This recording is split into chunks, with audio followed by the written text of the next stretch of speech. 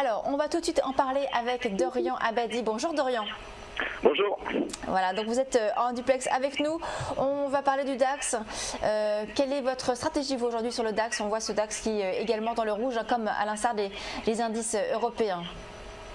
Voilà, absolument. C'est vrai que c'est un très très beau démarrage baissier sur le DAX 30. Hier pour nos clients, et même je dirais vendredi, donc vendredi 2 janvier, on conseillait de rentrer à la baisse en dessous des 23,6 de retracement de Fibonacci, donc que vous avez sous les yeux, donc les 9730 globalement. Exactement, même on avait identifié une zone de 30 points entre 9700 et 9730 points qui, une fois remplie, pour nous constituait un puissant, je dirais, déclic baissier. On l'a eu hier à l'occasion donc de ces très mauvais chiffres de l'inflation allemande, hein, c'est le moins qu'on puisse dire, ça devient vraiment de plus inquiétant à ce niveau-là, quand bien même sur la locomotive allemande.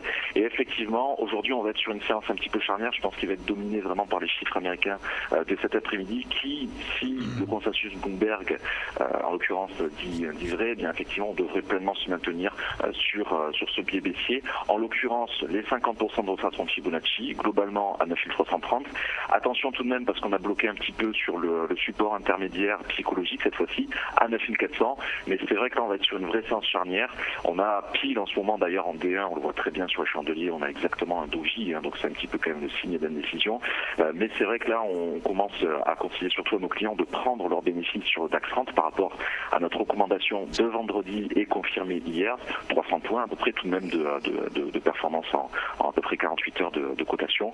Donc voilà, effectivement, pour le moment, petite prise de bénéfices, on allège un peu les positions, et si les chiffres américains se confirment cet après-midi comme étant plutôt mauvais, naturellement, on visera les 50% de Fibo, donc à 9330. Voilà. Oui, effectivement, ce matin, on a vu qu'il y a eu une accélération baissière du DAX sous les 9400 points d'ailleurs, on a fait 9380, oui. Et puis ensuite, on est bien remonté sur les 9460 à peu près. Alors vous, votre prochain objectif serait 9334 points, et en cas de rupture, on pourrait aller voir plus bas selon vous, Dorian ? On pourrait tout à fait aller voir plus bas, mais encore une fois, c'est vrai que nous, on ira, je dirais, sur ces niveaux-là, oui, avec beaucoup moins de volume qu'à l'occasion des séances respectivement d'hier et de vendredi envers nos clients, où justement, bon, pour nous déjà, je dirais, l'essentiel du travail est déjà fait, c'est-à-dire que le déclic a eu lieu, cette fameuse rupture des 9007, les 38,2, donc les 9500 ont été également pulvérisés. Désormais, petite séance charnière, effectivement, d'abord 9400 avec moins de volume, hein, beaucoup plus léger, hein, oui, par rapport à ce qu'on a fait hier et vendredi, donc prise de gain quand même en parallèle.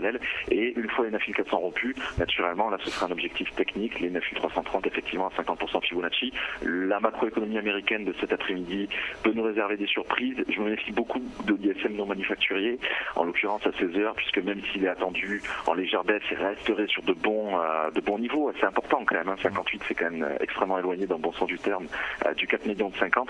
Donc attention, séance tout de même charnière qui sera, je pense, un petit peu moins visible, un petit peu moins lisible aussi qu'hier, qui était quand même c'était du pain béni, c'était vraiment très, très rapide.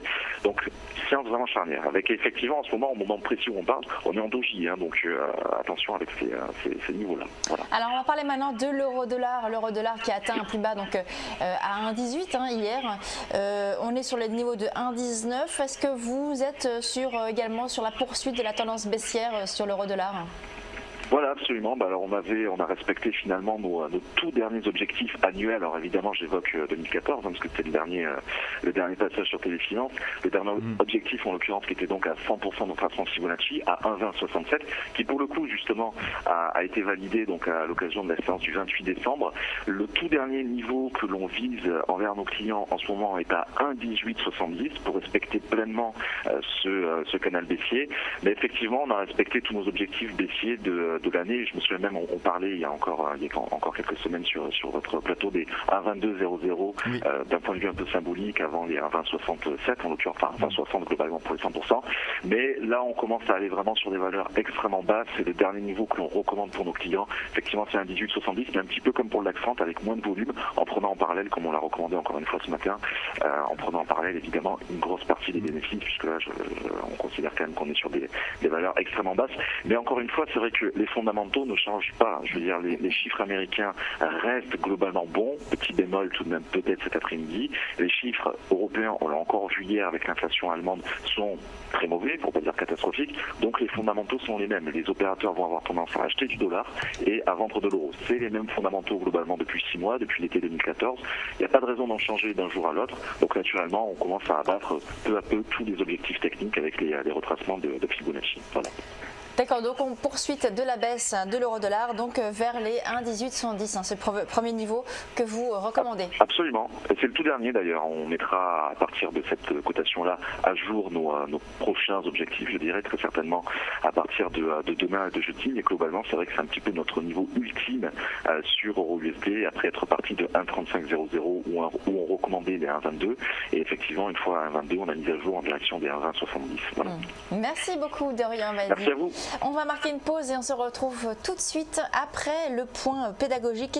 Comment sont négociées les matières premières? À tout de suite.